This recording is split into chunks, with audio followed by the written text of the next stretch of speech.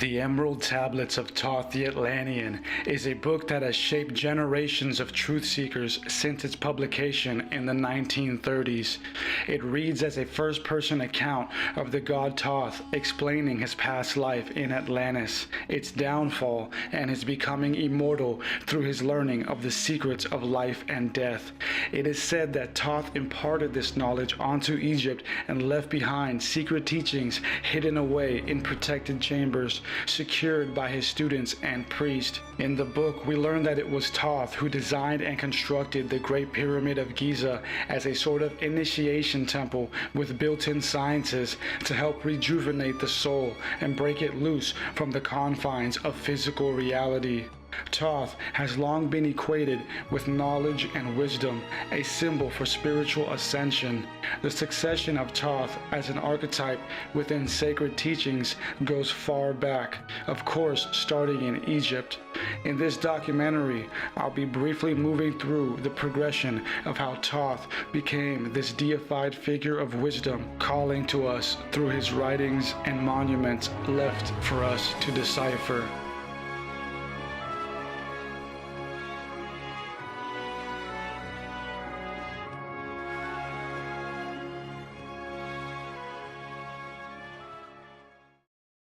Thoth originally belongs to the pantheon of Egyptian deities. He is attributed as being the god of writing and wisdom. He is at times symbolized by the moon as a lunar deity. The worship and mention of Thoth goes far back to the earliest of Egyptian times, making him one of the most ancient of deities within their literature. He is a prominent figure within Egypt's oldest texts, such as the Pyramid texts, which are also some of the world's oldest religious texts still in existence. His role in Egyptian culture spans about 2,000 years, up through the decline of ancient Egypt into modern times. His name is usually pronounced Thoth or Thoth, but both are translations of the more accurate Tehuti or Jehuti. Because of the archaic nature of his name and history, there are no conclusive answers as to what his name means or from where it derives. Jehuti is usually translated as he who is like the ibis. Usually depicted as an ibis-headed man, or a baboon, Thoth is sometimes said to have been self-created. He is titled as a god without a mother. The oldest known depiction of Thoth as an ibis-headed god comes from a rock relief from the Sinai area. It was carved during the reign of Khufu. He is frequently referred to as the chief judge, depicted in afterlife judgment scenes where he inscribes the altercation and helps weigh the sins of the soul. In almost any Egyptian sanctuary, there was a designated Thoth area.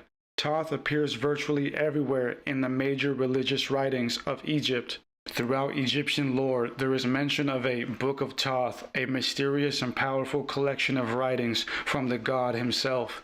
It has survived in various manuscripts. It comprises of a dialogue between a wisdom-seeking disciple and a master, Thoth. It is seen as a precursor to the Hellenistic Hermetic writings. The many remaining fragments of these writings are preserved from Greco-Roman era texts. They were mostly written in the Demotic script of Egypt. Demotic Egyptian is a later fortified style of writing that progressed from the pictorial hieroglyphic form. The term was first used by the Greek historian Herodotus to distinguish it from earlier styles of writing. The Book of Thoth was most likely put together by scribes from what is known as the House of Life. The earliest references to a House of Life comes from a royal decree of the late Old Kingdom about 2200 BC, mentioning the requirements of the House of Life, but not providing any information on its scope. Two stela of the late Middle Kingdom, 1850 to 1700 BC, record a man named Keku with the title Scribe of the House of Life, beside a colleague with the title Chief Physician. The word scribe illustrates the connection between the institution and writing. In the late period, there may have been a House of Life in each of the main temples throughout Egypt. We learned from a 6th century BC statue from Persian-occupied Egypt known as the Naphoris statue of Ujahoresnet that several houses of life were restored. The House of Life was a term for a general institution that focused on physical healing, religious rites, and also the inscribing of sacred knowledge pertaining to these practices. They are primarily remembered as scribal houses and libraries with important knowledge. Within the text, King Darius I employs an Egyptian physician named Uja-Horesnet to go back to Egypt to restore and reorganize the staff of the various houses of life. This was done so after it was realized that the Egyptian knowledge and practice of healing had severely lost its potency. After King Darius I broke his ankle, the Egyptian physicians could not heal him. Rather, it was Democritus, a Greek physician, who was the superior in the situation. Because of this incident, King Darius I commissioned for the Egyptians to reinstitute their customs, to restore their intellect. Going back to the Book of Thoth, the text details a dialogue between a deity, usually called He Who Praises Knowledge, assumed to be Thoth, and a mortal known as He Who Loves Knowledge. The work covers such topics as the scribal craft, sacred geography, the underworld, wisdom, prophecy, animal knowledge, and temple ritual. The Book of Thoth is a name given to many Egyptian texts supposedly written by Thoth, the Egyptian god of writing and knowledge. The Egyptian historian Manetho said that Thoth wrote 36,525 books. The church father Clement of Alexandria, in the 6th book of his work Stromata, mentions 42 books used by Egyptian priests that he says contain the whole philosophy of the Egyptians. All these books, according to Clement, were written by Hermes, a pre-existing Greek god that the Greeks likened to Thoth, claiming they were the same god having similar qualities. Example, both invented writing. However, translations from the Egyptian language and concepts to the Greek language and concepts were not entirely accurate, and some Egyptian authenticity was lost. The Book of Thoth, the collection of writings ascribed to him, have been debated to be the source for the later Hermetica. Some scholars deny that it is a source for the Hermetica, whereas many see a clear correlation. Researchers Richard Louis Jasnow and Carl Theodor Zauzich put together the first modern translation of the Book of Thoth during the 90s in their The Ancient Egyptian Book of Thoth, a demotic discourse on knowledge and pendant to the classical Hermetica. The original fragments of the Book of Thoth are written in Demotic Egyptian, however, only date back to about the 2nd century AD. They were discovered in Roman libraries. Both the Book of Thoth and the Hermetica consist of dialogues between Thoth and his student. There are similarities in some of the subjects and phraseology within the dialogue of the two texts. The most interesting piece of evidence for the Book of Thoth being antecedent to the Hermetica is the fact that both of the texts use the title of the thrice great or great times 3 towards Thoth. More so, they use this title specifically during a conversation where knowledge of immortality is revealed to the student, causing the student to rejoice and praise. In the Book of Thoth, he is called the Great, Great, Great, and in the Hermetica, he is called O Trismegistus, meaning the thrice great. The origin for the name Trismegistus is not clear. Los Angeles professor of history and philosophy Brian P. Copenhaver relates that this name is first found in a meeting of the Council of the Ibis cult held in 172 BC near Memphis in Egypt. Professor and author Garth Fowden believes that the earliest occurrence of the name was in the Athenagora by Philo of Biblios circa 64-141 CE. There is, however, an inscription of Thoth found at the temple of Esna that is substantially similar to his later Hermetic title. The temple of Esna began construction in the 14th century BC and was completed much later during the 2nd century AD. The inscription of Thoth reads as follows: "Greatest of the great, best of the best, much greater is he than all the gods."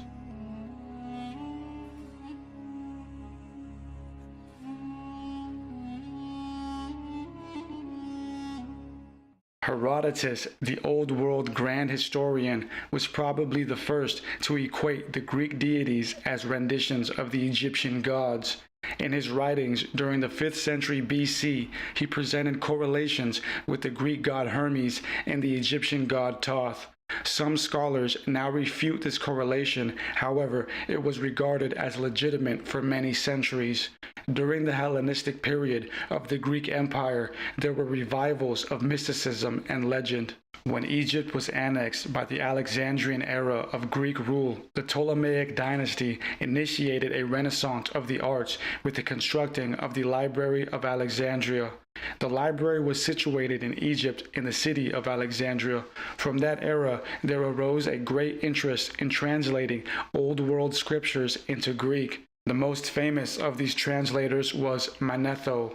It was he who introduced Egyptian mysticism, theology, mythology, history, and chronology to the Grecian world. He lived in the late 4th to mid-3rd century BC. He was a priest of Heliopolis, a major capital city in Lower Egypt.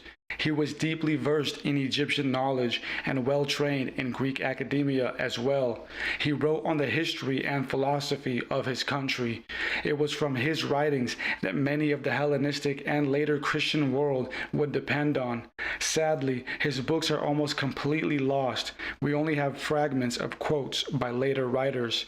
We have a quote of Manetho mentioned in a preserved work by Georgius Syncellus in his Sothis, presenting this in the 8th century AD. The book of Sothis relates that Manetho addressed King Philadelphus, the second Ptolemy, personally, writing in the 3rd century BC as follows: The letter of Manetho, the Sabinite, to Ptolemy Philadelphus.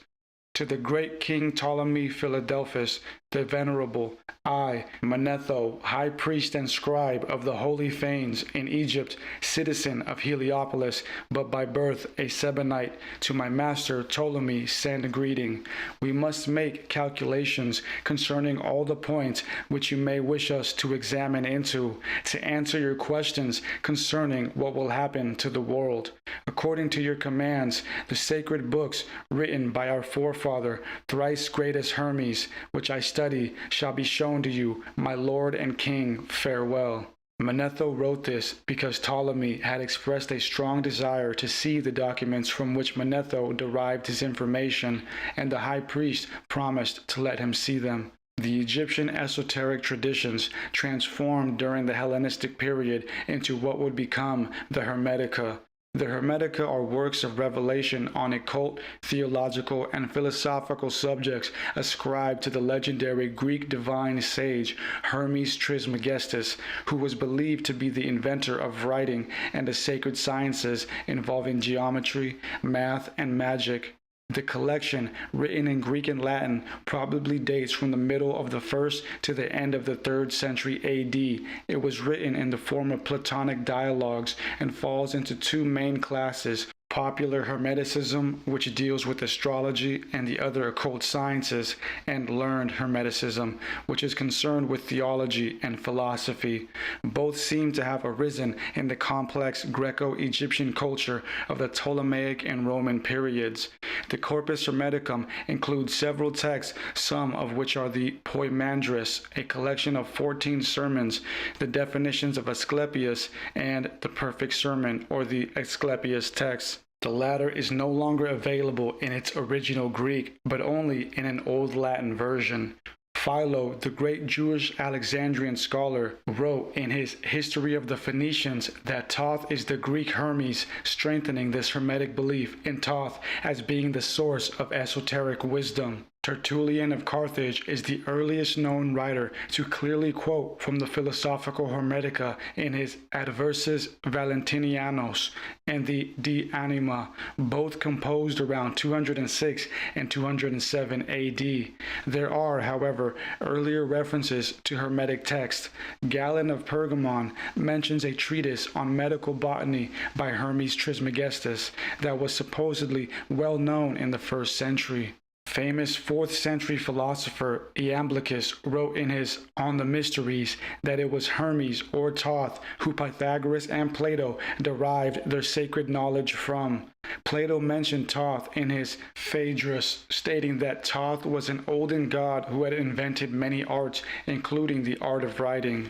Many scholars throughout the ages have questioned whether the Hermes-Thoth connection is true. Some see it as a simplification, a mere combination of similar philosophy following a generic line of thinking.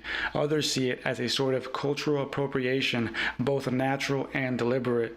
During the Hellenistic era, it was natural that both the Greeks and Egyptians would find similarities in their beliefs. However, it would be the later emperors who would see it necessary to blend their beliefs with those of their foreign subjects to make ruling the masses much easier.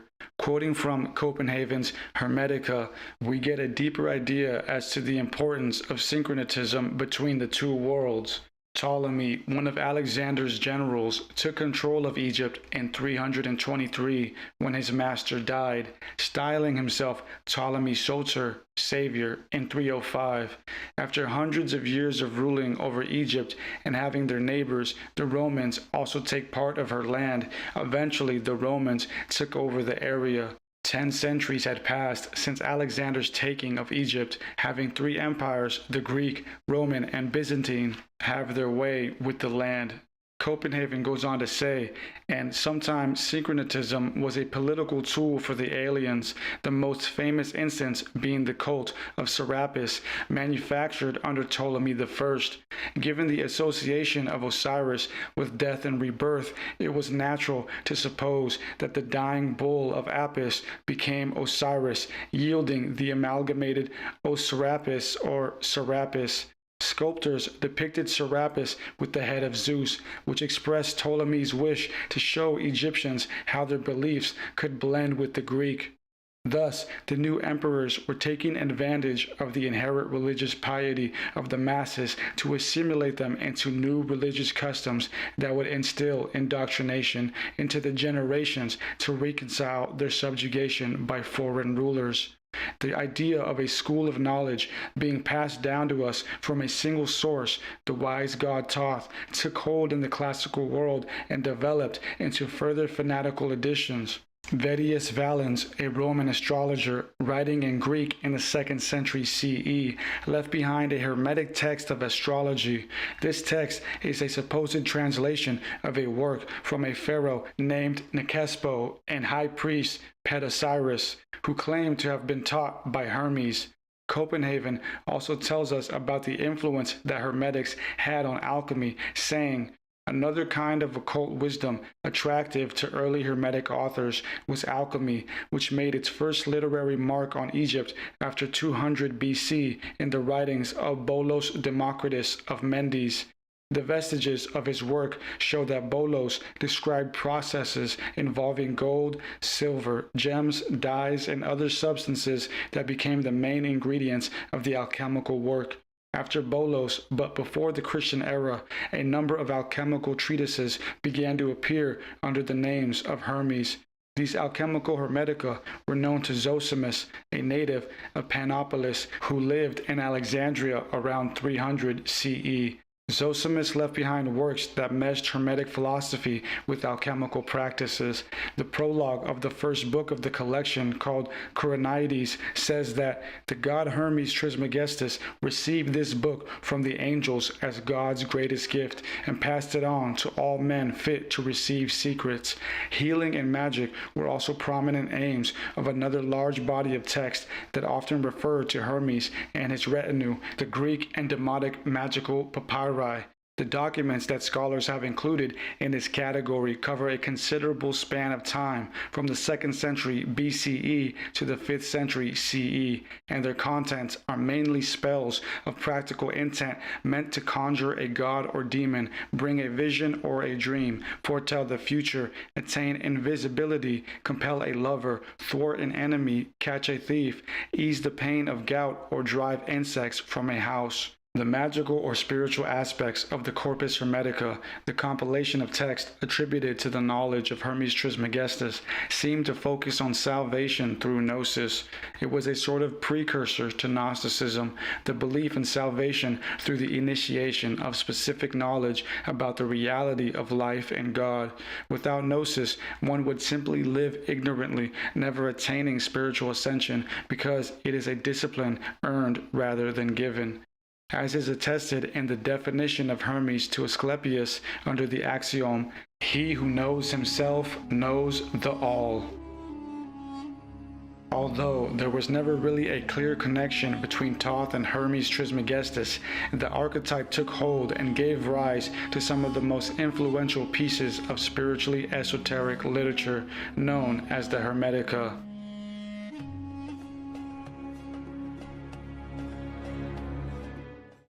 Lactantius was an early Christian author who became an advisor to Roman Emperor Constantine I, guiding his Christian religious policy in its initial stages of emergence, and a tutor to his son Crispus. Lactantius, writing from the 3rd to 4th century AD, wrote about Hermes in his The Divine Institutes. Lactantius believed, like many of the Western scholars of his time, that Hermes Trismegistus was a Greek rendition of the god Thoth. What made him unique was that he began to project Christian ideals onto the legend of the Hermetic lore, as we see in this quote.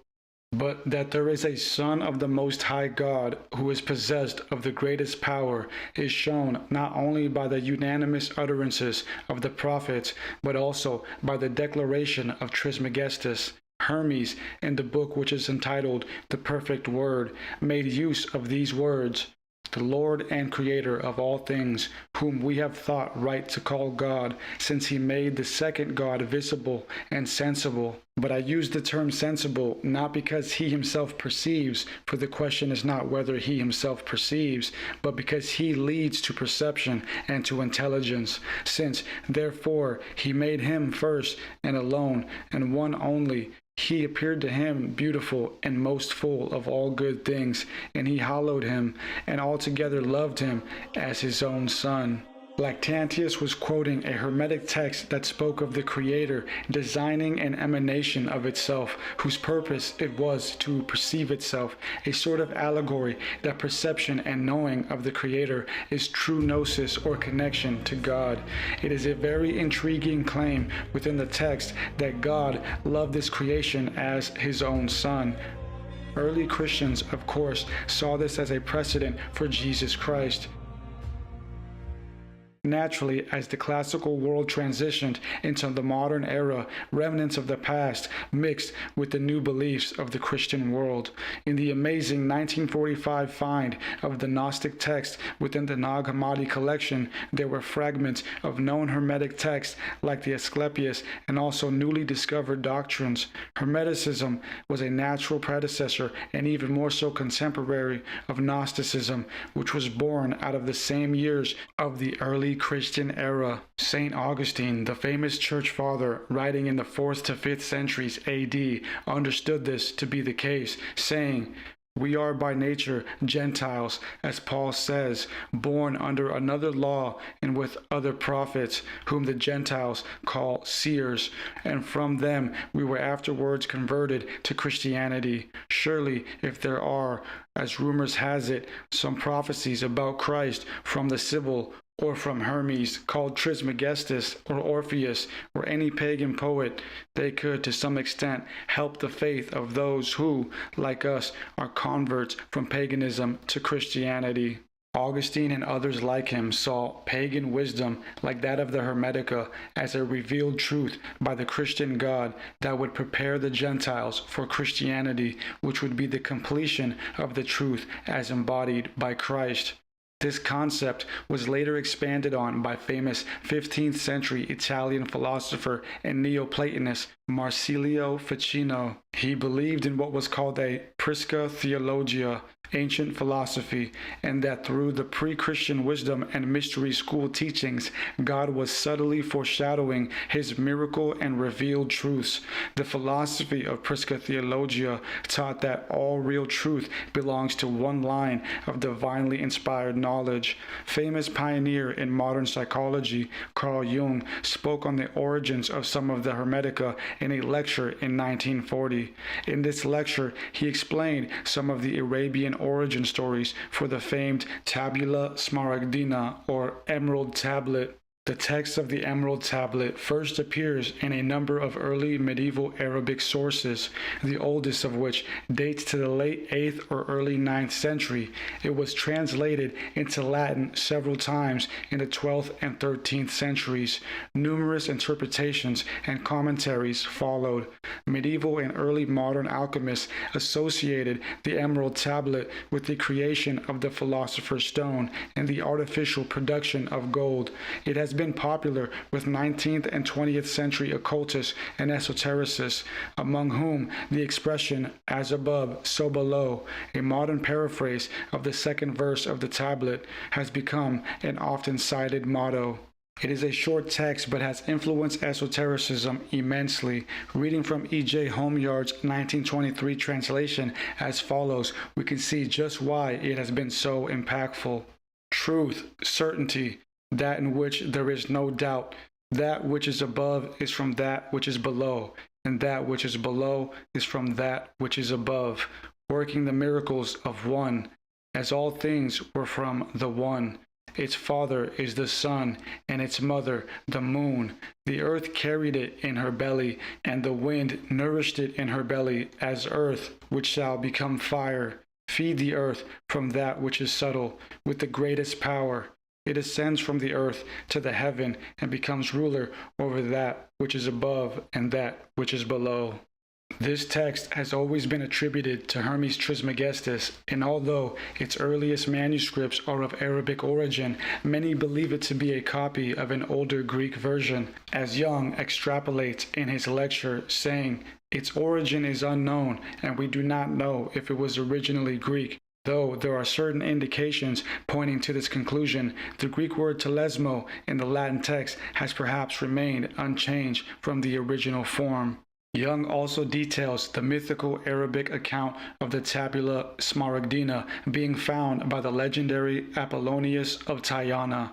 Apollonius of Tyana is a figure who is said to have lived in the 1st century AD. He is an ambiguous character who is likened to that of Christ, with similar stories as Christ, such as traveling, performing miracles, getting into philosophical debates. Some scholars believe Apollonius of Tyana was a real historical person that early Christians copied from to construct the archetype of their Messiah. The earliest and so far most detailed source on the pre-Christian character is Life of Apollonius of Tyana by Philostratus. He wrote the biography at the request of Empress Julia Domna.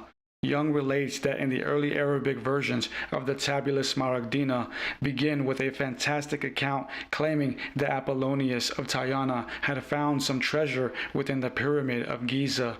Among this treasure, he found the Emerald Tablet. In its opening scene, Jung translates as follows. Apollonius, known as Belinus in Arabic, states that, "As I entered the chamber above which the talisman was hung, I came upon an old man sitting on a throne of gold, who had an emerald tablet in his hand."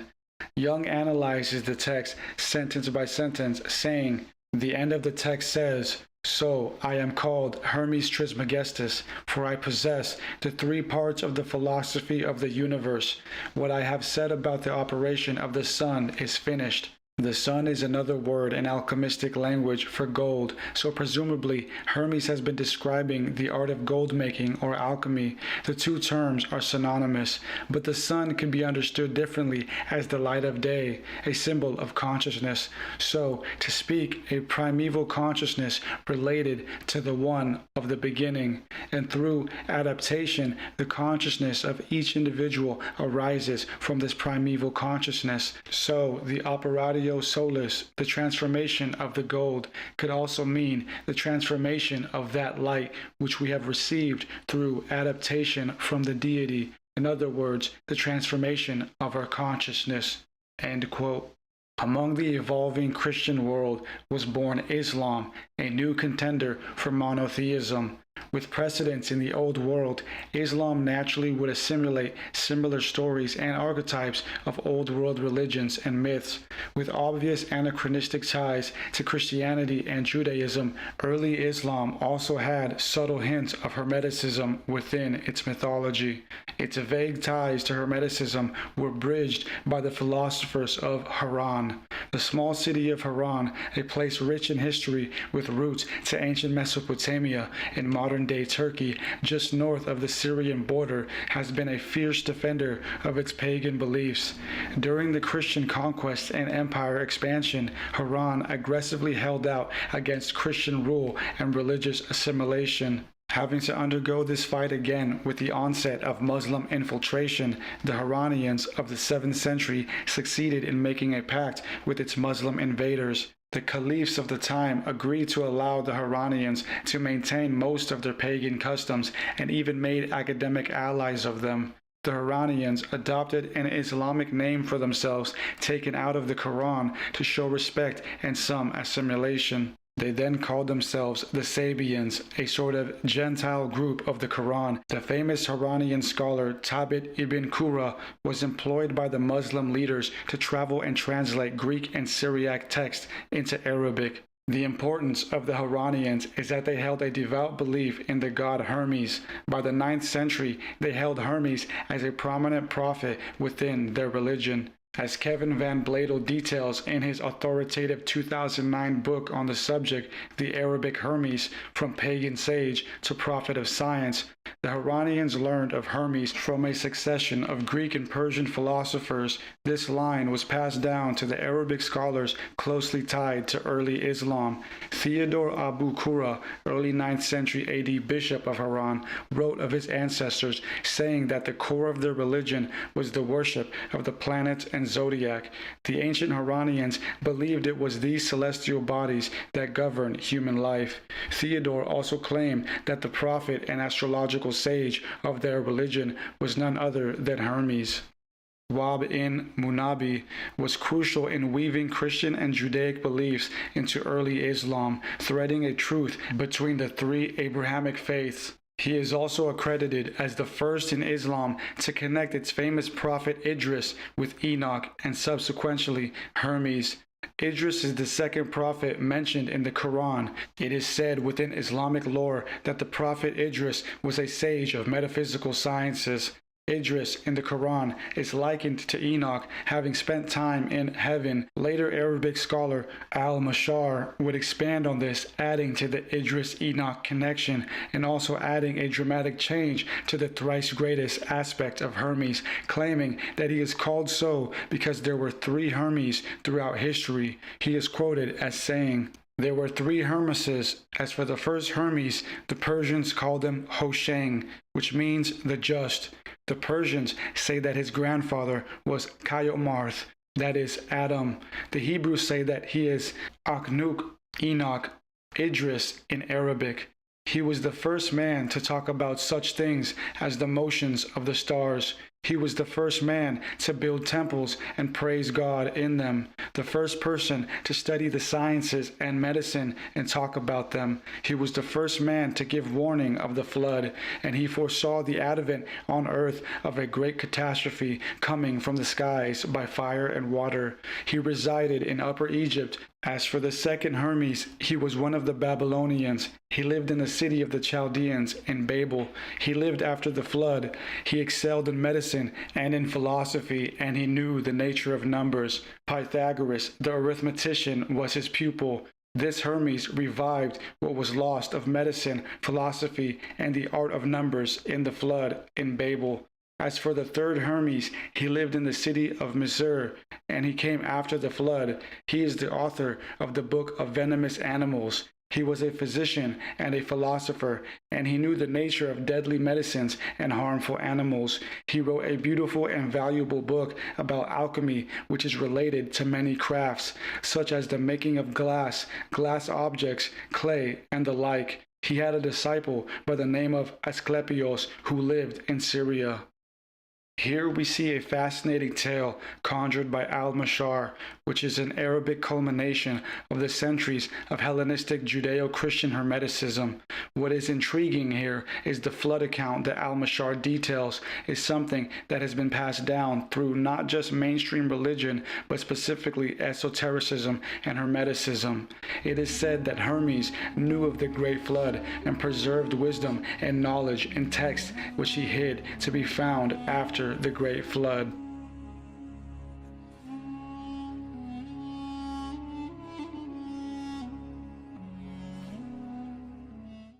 The story of Atlantis was primarily popularized first by Plato in his Timaeus and Critias. The Timaeus and Critias is a set of dialogues among Socrates and a few of his students.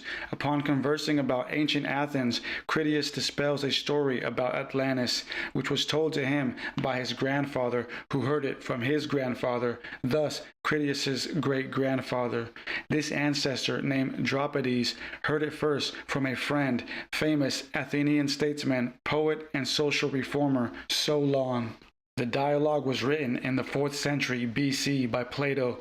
It was meant as an epic to be recited at the Panathenaea, a celebration that took place every 4 years to commemorate Athens and its accomplishments. The tale is seen as a fable by most scholars, but could hold some truth. Plato reveals that the tale was told to Solon by an Egyptian priest. In the text, this priest disparages Greek wisdom, saying to Solon that they know very little about the ancient past. He says that this is so because time and time again, the earth has lashed out cataclysms that have destroyed civilizations. This priest reveals to Solon that his people are remnants of a greater past, which was lost to war and annihilation through earthquakes and floods, saying to Solon, "Oh, Solon, Solon, you Hellenes are never anything but children. There is not an old man among you. There is no old opinion handed down among you by ancient tradition, nor any science which is old with age. And I will tell you why. There have been, and will be again, many destructions of mankind arising out of many causes. The greatest have been brought about by the agencies of fire and water, and other lesser ones by innumerable other causes." The Egyptian priest told Solon a great tale about his ancestors who fought back against an arrogant kingdom of people known as the Atlanteans. These Atlanteans, however, were not always a warlike people. They were a fascinating people who had a beautiful and prosperous island kingdom with a strong economy. They were rich in resource and gold. However, according to Plato's relating of the dialogue, the Atlanteans grew arrogant, as the priest states. For many centuries, as long as the divine nature lasted in them, they were obedient to the laws and well affectioned towards the God whose seed they were, for they possessed true and in every way great spirits, uniting gentleness with wisdom.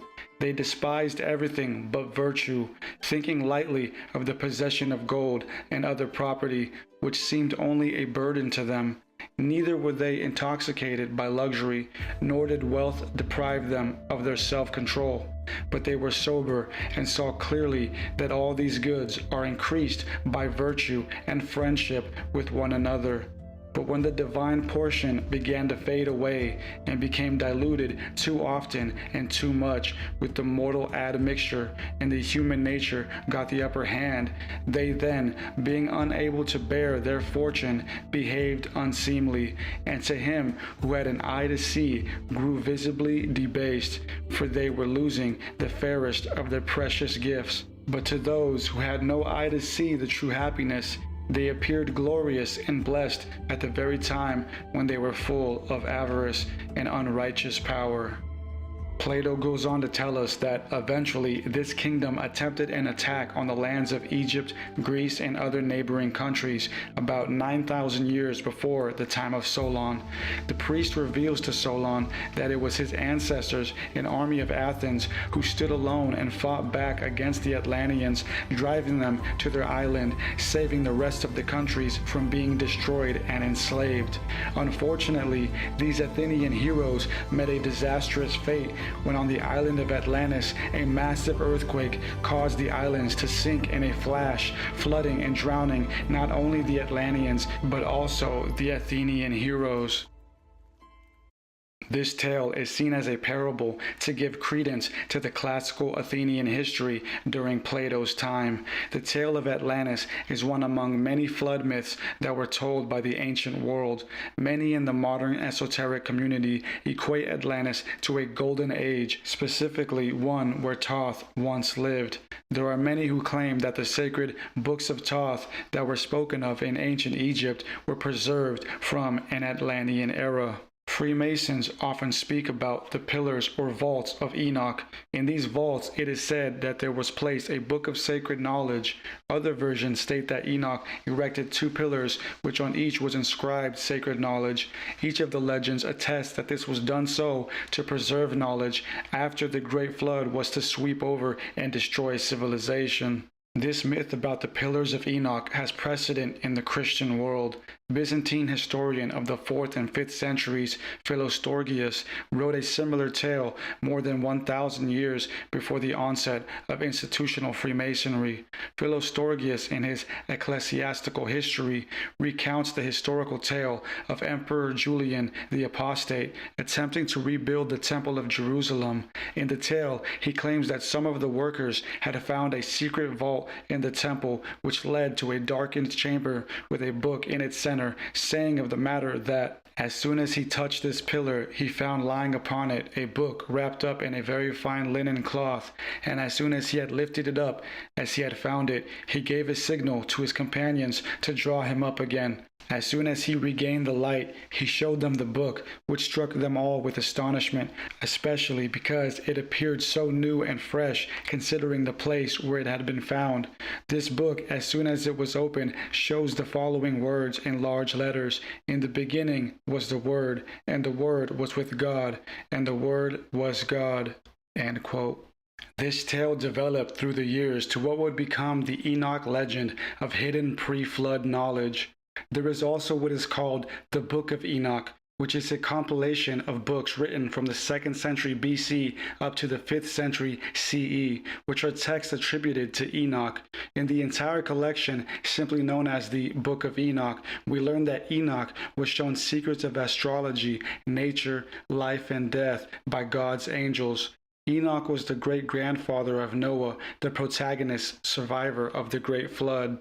Enoch was warned about the flood and told to warn his descendants and to pass down some of the secrets he had learned. The Book of Enoch was once a part of the biblical canon, but later during the Roman years of Christianity was excluded from being taken serious as a divinely inspired work. In Louis Ginzberg's 1913 work, The Legend of the Jews, he presents post-biblical Jewish legends stretching from the 2nd century to the 14th century. In what are generally called the rabbinical works, we also see aspects of the Enoch legend. It is revealed through Ginzberg that Enoch was given a holy book to study from, and in that book was sacred knowledge. Eventually, the book got into the hands of Noah, where it was passed down to King Solomon after the flood. As the texts say, it descended through Jacob, Levi, Moses, and Joshua to Solomon, who learnt all his wisdom from it, and his skill in the healing art, and also his mastery over the demons. In rabbinical legends, there is told a story about King Solomon prophesying the destruction of the temple and therefore hiding sacred knowledge and artifacts in a vault. In a fantastically early Freemasonic work printed in 1734 in America by Benjamin Franklin, known as The Constitutions of the Freemasons, written by a Reverend James Anderson, we see this legend in full circle as Anderson writes, Enoch erected his 2 large pillars, the one of stone and the other of brick, whereon were engraven the liberal sciences. Now, of course, Enoch is a Judeo-Christian character, but it would be the occult primarily through Freemasonry that would popularize the theory that Enoch was another form of Hermes Trismegistus and thus Thoth. Famous 19th century author on Freemasonry, Albert Mackey, explained this in his work, The Legend of Enoch, writing about 100 years after Anderson's passage on Enoch, saying, It is true that Enoch has been supposed to have been identical with Hermes, and Idris among the Hebrews has been called Enoch, among the Egyptians Osiris and Hermes, and he was the first who before the flood had any knowledge of astronomy and geometry.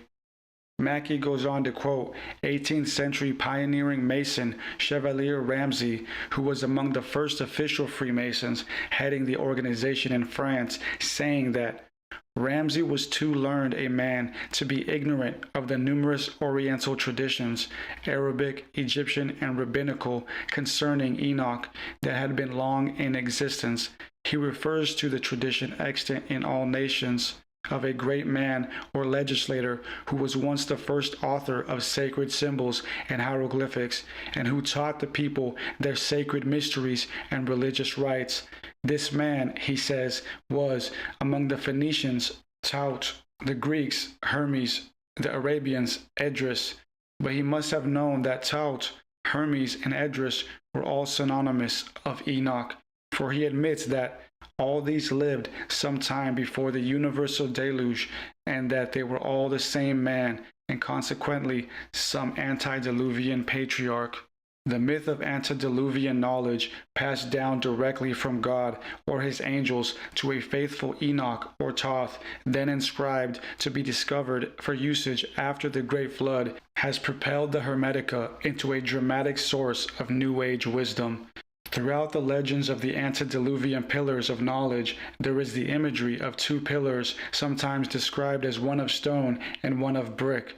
This is frequently represented in Freemasonry as the two pillars of Boaz and Jachin, which are meant to represent the Temple of Solomon, however, could have underlying motifs in the pillars of Enoch.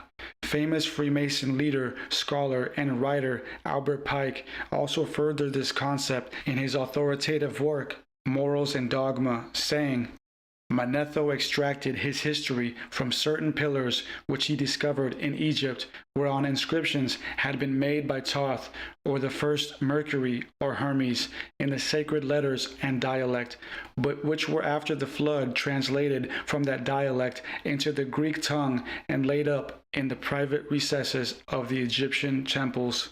The legend continued on to the 20th century, and famous esoteric writer and pioneer of the New Age philosophy and wisdom, Manly P. Hall's Masonic, Hermetic, Kabbalistic, and Rosicrucian symbolical philosophy. In his grand work, he exclaims that, according to legend, the Book of Thoth was kept in a golden box in the inner sanctuary of the temple. There was but one key, and this was in the possession of the Master of the Mysteries, the highest initiate of the Hermetic Arcanum. He alone knew what was written in the sacred book. The Book of Thoth was lost to the ancient world with the decay of the mysteries, but its faithful initiates carried it, sealed in the sacred casket, into another land. This book is still in existence and continues to lead the disciples of this age into the presence of the immortals. No other information can be given to the world concerning it now, but the apostolic succession from the first Hierophant, initiated by Hermes himself, remains unbroken to this day, and those who are peculiarly fitted to serve the immortals may discover this priceless document if they will search sincerely and tirelessly for it. The two pillars and secrets of Thoth do have precedent in ancient Egyptian tales. In what is known as the Westcar Papyrus, found in the early 1800s, written in about the 18th to 16th century BC, professes of secret chambers of Thoth. In the tale, the pharaoh Khufu sends his son to find a mystic named Dedi, who knows of the chambers of Thoth. This mystic, it is said, was 110 years old and could perform amazing mysteries. After Khufu and Dedi meet, they have an interesting dialogue as is follows. Then King Khufu said, "It is said that you know the number of chambers in the sanctuary of Thoth." Dedi answered, "I beg your pardon, I do not know their number, but I know where they are kept." And his majesty said, "So, where?" And Dedi said, "There is a box of flint in a room called the Inventory in Heliopolis, and it is in that box." Some scholars have translated the words number of chambers as the secret dwelling, such as Donald Mackenzie in his 1907 Egyptian Myth and Legend, rendering the translation as Khufu attempting to locate the secret temple of Thoth. Co-founder of the Golden Dawn, a secret society devoted to the study and practice of the occult, metaphysics, and paranormal activities during the late 19th and early 20th centuries, William Wynne Westcott wrote about the esoteric pillars in Egypt, saying of them, "In the 9th chapter of the Egyptian Ritual of the Dead, they are referred to as the Pillars of Shu and the Pillars of the Gods of the Dawning Light, and also as the northern and southern columns of the Gate of the Hall of Truth.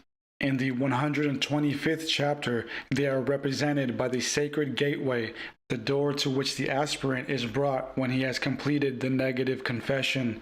The archaic pictures on the one pillar are painted in black upon a white ground, and those on the other in white upon a black ground, in order to express the interchange and reconciliation of opposing forces and the eternal balance of light and darkness, which give force to visible nature.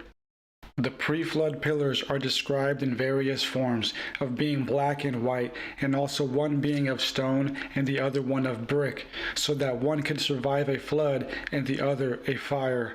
Famous first-century Roman Jewish historian Josephus wrote also about this tale, adding, "All the sons of Seth, being of good disposition, dwelt happily together in the same country, free from quarrels, without any misfortune happening to the end of their lives.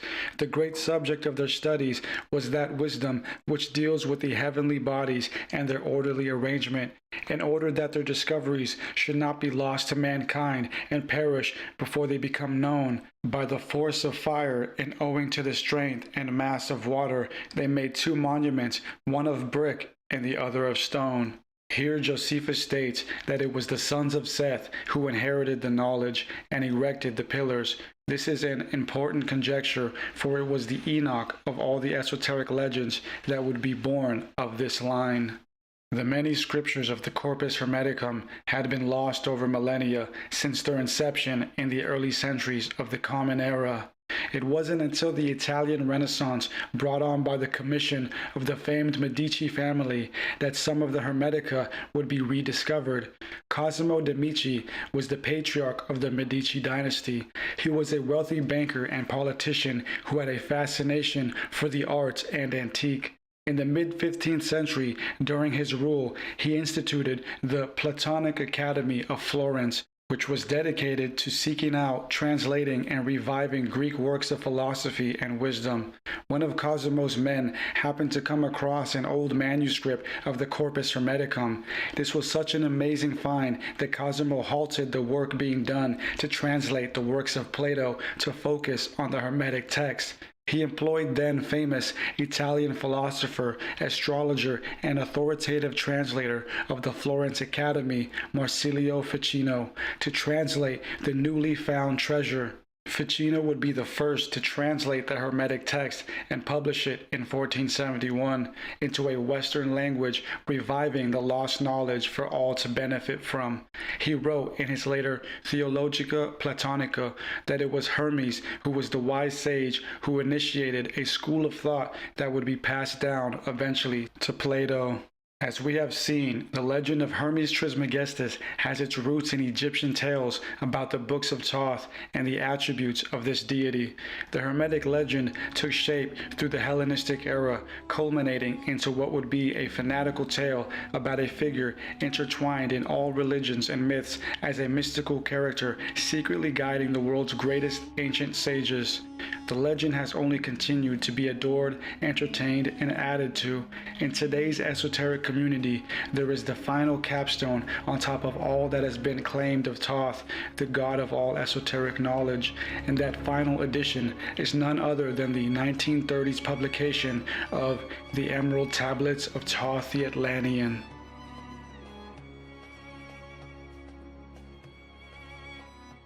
The Emerald Tablets of Thoth the Atlantean is an esoteric work that has taken the entirety of the Thoth Hermes myth and hyperbolized it. Originally published in 1939, the book has 13 chapters, all professing to have been written by the god Thoth. The contents of the book start by Thoth declaring his authority and place among men as Master of Mysteries, Keeper of Records, Mighty King, Magician, living from generation to generation. The purpose this Thoth wrote the book, as it is alleged in the text, was to inscribe his greatest of knowledge before he descended into a sort of cryogenic state, leaving his body underneath the Great Pyramid of Giza in a hidden layer while his consciousness astral projects to higher dimensions. As he explains in this quote, "Now for a time I descend, and the men of Chem shall know me no more. But in a time yet unborn will I rise again, mighty and potent, requiring an accounting of those left behind me." The book is intriguing, going into the mysteries of life and death, astral projection, the outer limits of the universe, different dimensions, magic, entities, and more. This Thoth claims to have originally lived in Atlantis prior to the Great Flood. He was a witness of the destruction and reveals that Atlantis fell due to a corruption within its political spheres. This corruption, he says, came about after a league of evil spiritual entities infiltrated and possessed the people of Atlantis, as is seen in these quotations. "Speak I of ancient Atlantis, speak of the days of the kingdom of shadows, speak of the coming of the children of shadows. Out of the great deep were they called by the wisdom of earthmen, called for the purpose of gaining great power. Lived they in Atlantis as shadows, but at times they appeared among men. When the blood was offered, forth came they to dwell among men.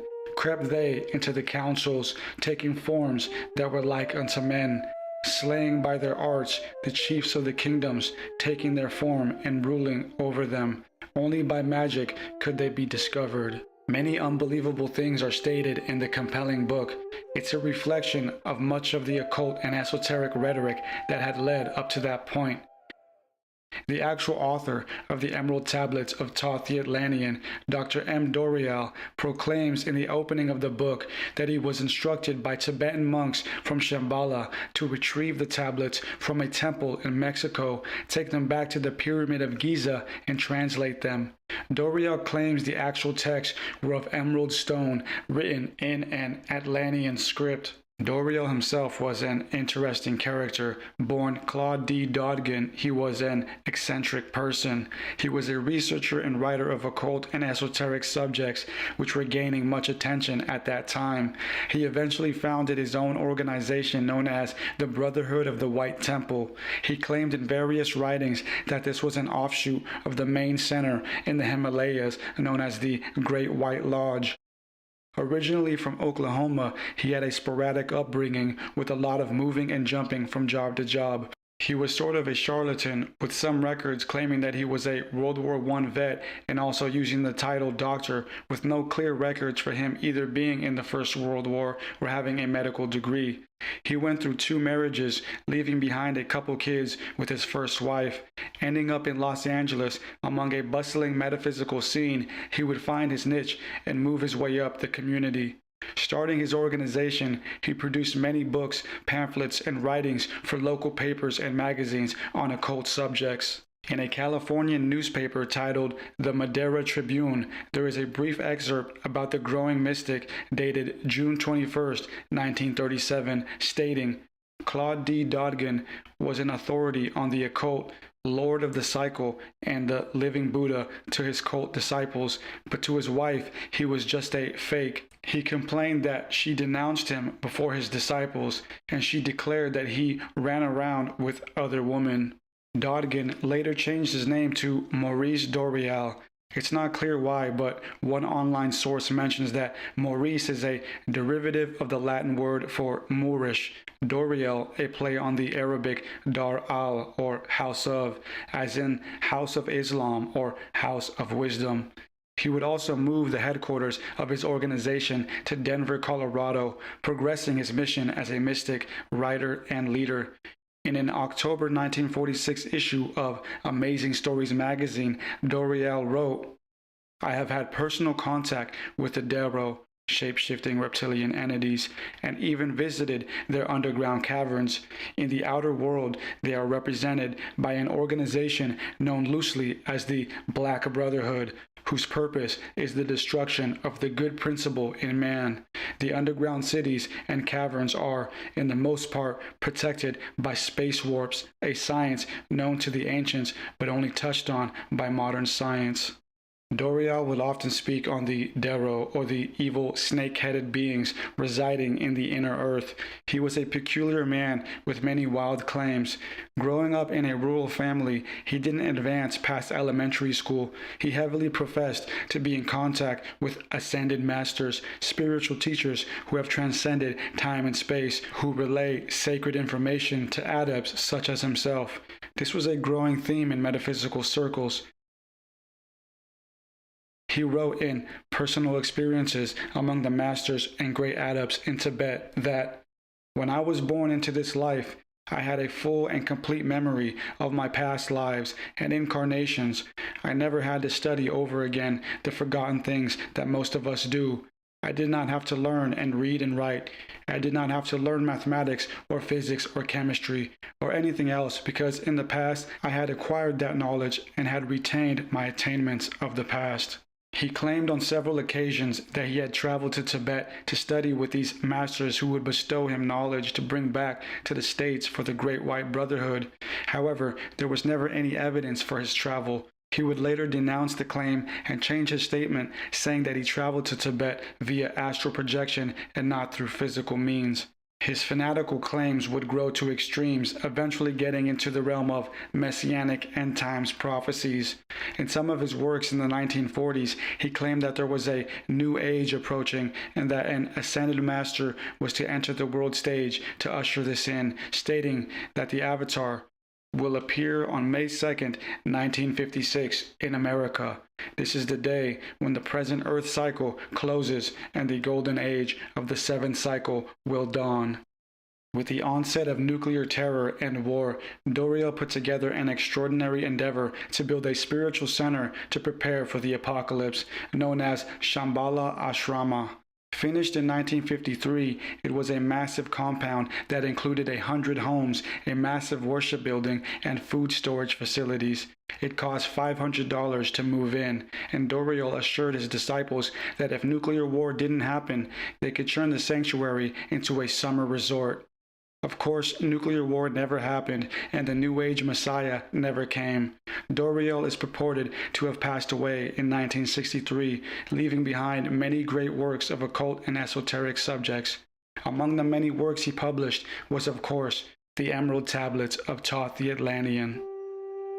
Many works would follow similar format as Doriel's, claiming wisdom learned from the god Thoth. This would evolve further into the New Age craze through the 80s and onwards, with notable teachers rising and declining, many with amazing insight to add to the overall pseudo-Thoth narrative, and many also taking advantage of the vague and mystical names attributed to the archetype.